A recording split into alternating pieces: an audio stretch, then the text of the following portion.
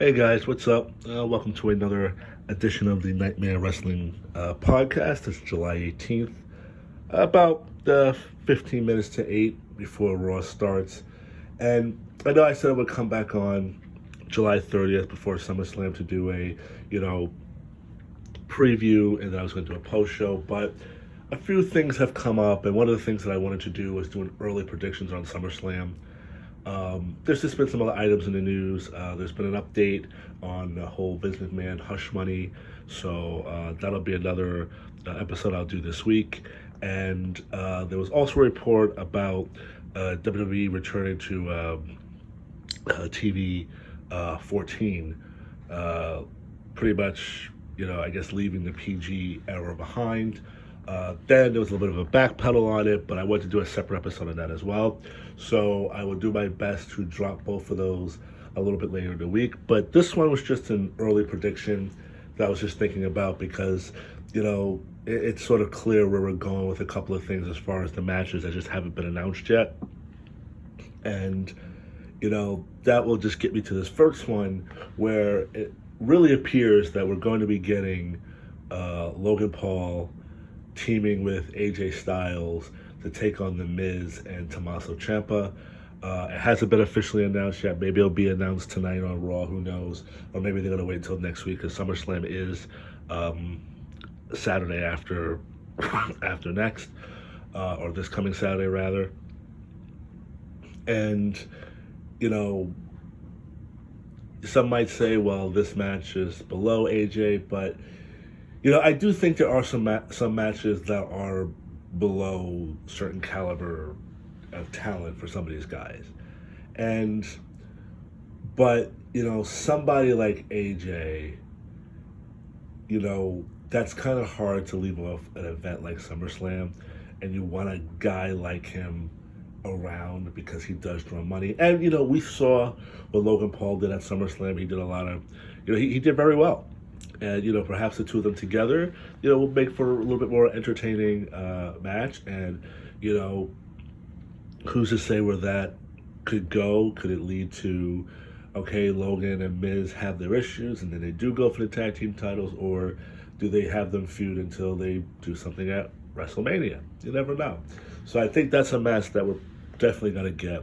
Another match I think that we're going to get that hasn't been announced yet, if you've been looking at the vignettes, at some point since they first got aired, somebody must have, taped it and slowed down the video because, there's little clues.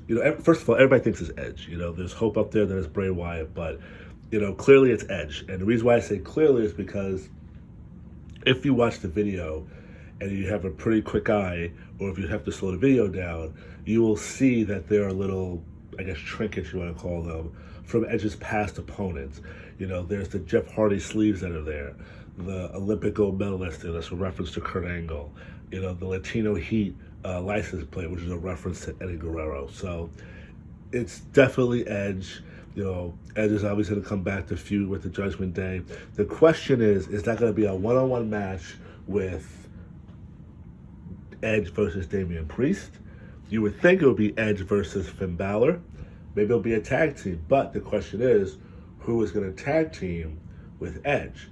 Now, in one respect, I thought it was going to be AJ Styles, but then I was like, well, how much that makes sense? You were beating up on a guy, now you're asking for his help. So, in that regard, if it's not a one-on-one match between Finn Balor and Edge, or Damian Priest and Edge, I think it'll be a tag team. And I think, they pretty much giving you the clues if they go that route, who that would be. And I would believe that they would be going with Rey Mysterio. So I think you're going to get a Rey Mysterio Edge versus Finn Balor and Damian Priest, or you might get a Rey Mysterio versus Damian Priest, and you might get a Finn Balor versus Edge. We'll find that out too. As far as the Raw Women's Tag Team, the Raw Women's Championship with Bianca Belair, it would appear, I think we might get a triple threat on that one. I think we might get a Bianca versus Asuka versus Bianca. That was a little fuzzy to kind of tell. I believe there's supposed to be a match with Carmella again tonight on Raw. There are reports that Bayley's supposed to be back at SummerSlam, so could she be a surprise opponent? You never know. Could they surprise us with that? Remember, that was the match we were supposed to get at Money in the Bank last year, but Bayley got hurt. I would think Bayley would appear after the match. That's what I thought was going to happen at Money in the Bank. That didn't happen. So, that was a little hard to tell where they're going to go with that. But I'm going to go on the idea that it's going to be a triple threat match: Bianca versus Asuka versus Becky Lynch.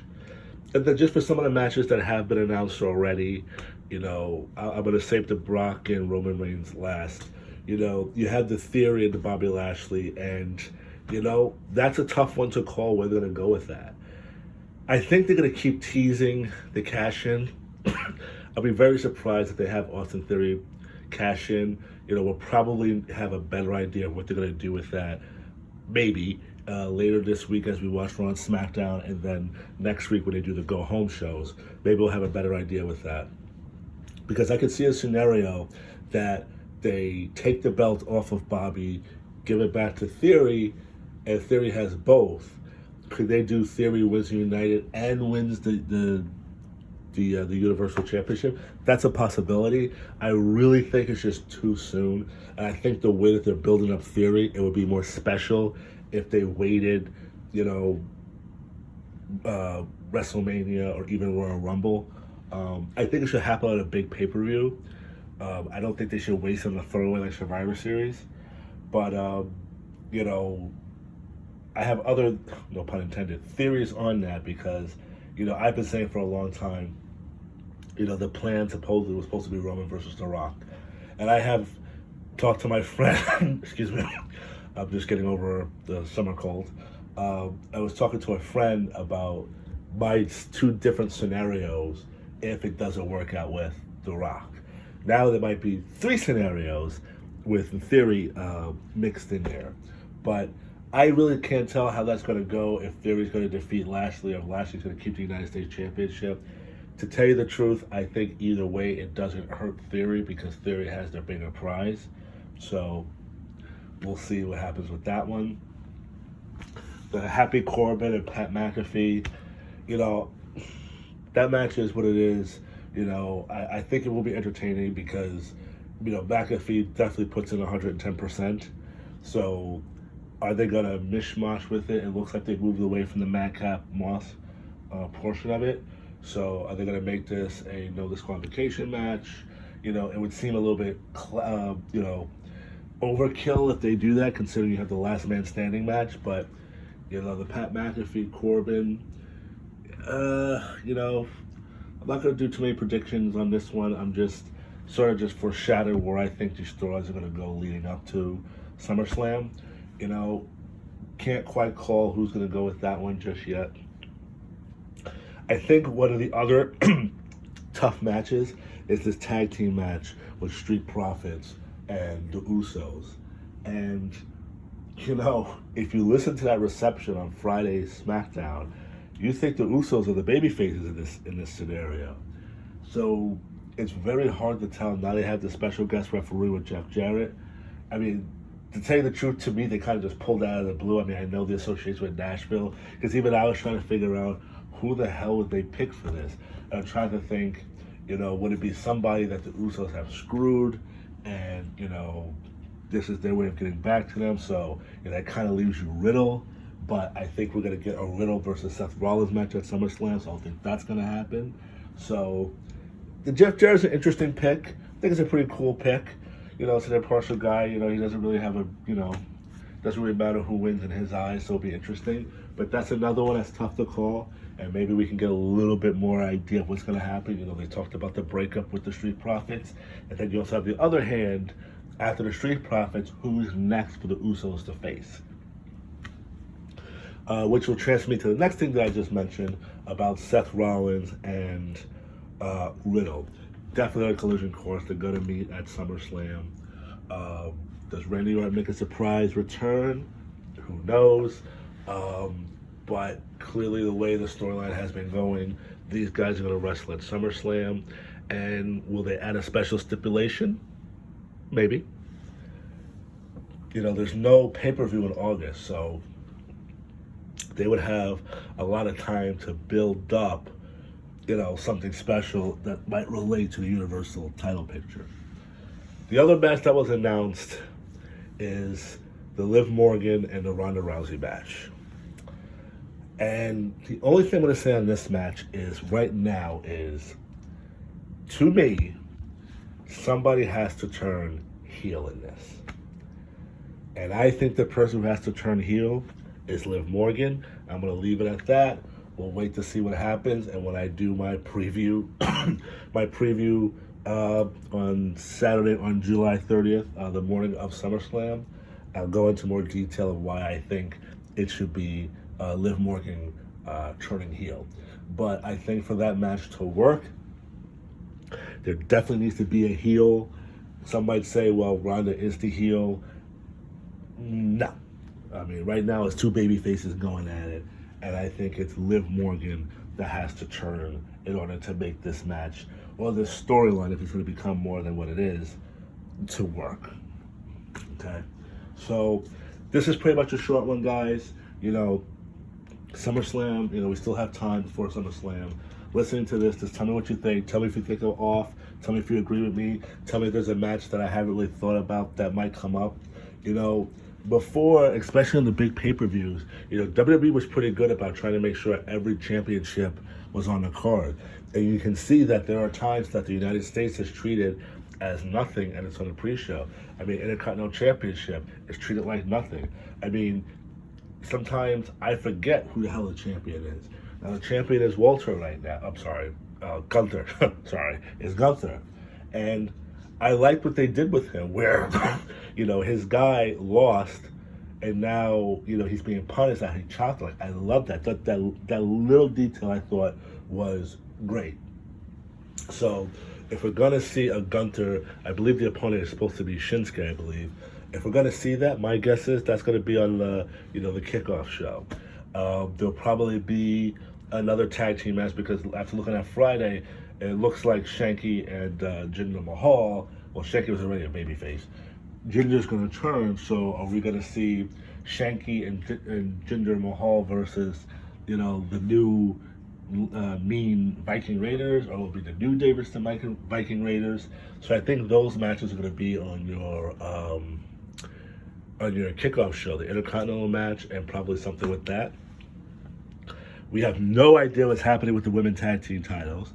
At this point, it seems like WWE was just letting them fade away, because, we were supposed to get this tournament. We haven't gotten it. Nothing's been mentioned about it. So clearly you're not going to have that happening on SummerSlam, anything with that. And, you have all these women on the roster, you have all this talent.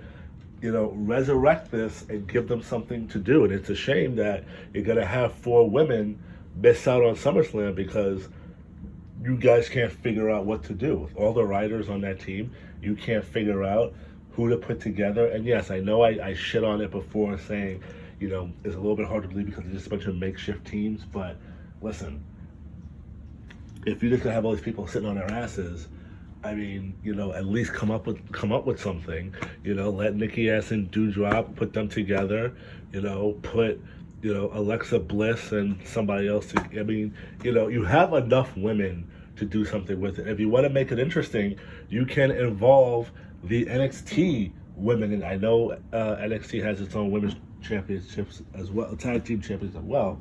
But remember at one point, the women's tag team champions will go into Raw, go into SmackDown, and go into NXT. So if you want to do a unification, do a unification. But you have enough talent to do something with it. And it just sucks that, you're going to have some of these ladies miss out on it because you guys haven't come up with anything. I mean, you've had more than enough time to come up with an idea. I mean, there's reports that Alexa Bliss is frustrated because there's really nothing, for her character to do. Well, and trust me, I'm sure she's pitching ideas, and these guys are probably giving her the runaround because usually that's what we hear. Isn't it funny that, I'm going off a little bit of a tangent, but isn't it funny how, a wrestler will be let go from WWE, and they'll talk about how, the creative this, you throw these ideas and all this stuff, and how all the other guys who were signed said, yeah, well, it's your responsibility. You got to come up with something. You can't just sit on your ass, all this stuff. But then when they get cut, yeah, I pitched these ideas. It's just funny how the tone changes. And like one of the ones that I really noticed, even though this was a while ago, was the Big Show. And Big Show wanted to wrestle more because he had lost weight. He got in better shape. He was pitching all the ideas when he get back into it, and they just said no because they wanted to move younger, and he just felt like he had nothing left. And now he's sort of trouncing WWE's, creative, and you notice that a lot of people who went over to AEW are talking about how they have all this creative freedom and all this stuff, and how they were handcuffed to WWE. And I get when you're in the contract, you kind of have to be careful what you say, but also, you should be able to freely speak without worrying about, as long as you're not, insulting, just say, yes, it can be frustrating, you throw these ideas and they go after, because I believe, Zack Ryder was doing that even though he was still in the WWE. You should be allowed to speak freely, to a certain extent. I mean, if you're like really, really, really, if you're doing like an MJF thing right now, that's a different story. But anyway, I just went off on a tangent, but that's just what was funny, just thinking about Alexa Bliss, when she was saying how, or the reports are that she's a little bit frustrated because nothing is happening. But that's pretty much it. Like I said, this was just a short one, just a little early predictions. Like I said, definitely tell me if you think I'm off. Tell me if you agree with me, you don't disagree with me. Like I said, we have 2 more Raws and 2 more SmackDowns before SummerSlam comes up. Then we'll see what's going to happen. I just realized I didn't talk about Brock Lesnar and Roman Reigns. All I'm going to say is, so far on this, I'm going to save all my thoughts for the preview. Again, let's see what happens. But all I'm going to say is, for me to really believe that this is the last match between the two of them, the ending has to be definitive. And I'm going to leave it at that. Now, you could be saying, hey, dude, they're saying it's the last one, so they're going to make it good. Okay. How many times has WWE said something is the last time and it wasn't? And I can give you 2 examples right now. The most famous one, or popular one, is The Rock and John Cena. Remember, once-in-a-lifetime match. What happens the following WrestleMania? They did it. They did it again. Rock won the first one, Cena won the second one.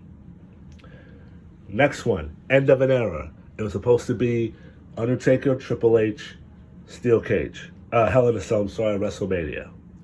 Fast forward a few years later, they're wrestling in, the Super Showdown, Triple H and The Undertaker. And we got the match again. So, last time doesn't always mean last time. And if these guys get painted to a corner, they might go down that route again. So, I hope that this is going to be the last match between the two of them. As they said, this is going to be their 8th match, I think. I think they've met 7 times already. This is going to be their 8th match together. They've done pretty much every match, with the exception of course, the ladder match. And and surprisingly, they've never done a Hell in a Cell match. Now, remember, Roman was in a Hell in a Cell match. I forgot with who, maybe Braun Strowman. And that's when Lesnar came in and took the door off and went in. But they weren't in that match together. So this is going to be their first last man standing match. So that's why I'm saying this has to be a definitive ending. If not, who's to say you won't get that Hell in a Cell in the future? That's all I'm saying. But I will go more into detail on that next Saturday. Like I said, let's see what develops on these last Raws and last SmackDowns of the week. So that is it. Probably not tomorrow, but on Wednesday, look for a new episode. I will most likely talk about the Vince McMahon Hush Money update. If that's probably won't be super long. If it is, then I'll save the TV 14 for a Friday drop. But I will drop the last 2 this week. Again, please give me your thoughts on everything. I would really appreciate it, as I want to, try to improve this podcast and make it better. Right now I'm just recording on a cell phone, but I do plan to try to get a little bit of a setup going. It's just, the day job just keeps me busy, and I'm going to be starting, my second to last semester in my master's program. So, sometimes I just get a little sidetracked, but I definitely want to put more into this and see where it goes because it's fun. Been a wrestling fan for a long time. I'm not as crazy into it as I was, when I was younger during the Attitude Era. But, it is still fun to kind of guess and see what they're going to do and all that kind of stuff. I'm not an expert. I don't know anybody in the business. I know nothing. This is all just, gut feeling and just going off history of what they've always done in the past and, how they kind of stick to that formula. Just give you one more quick example before I go. I remember watching it with my uncle. God, I think this was like, we were watching SmackDown. So this was probably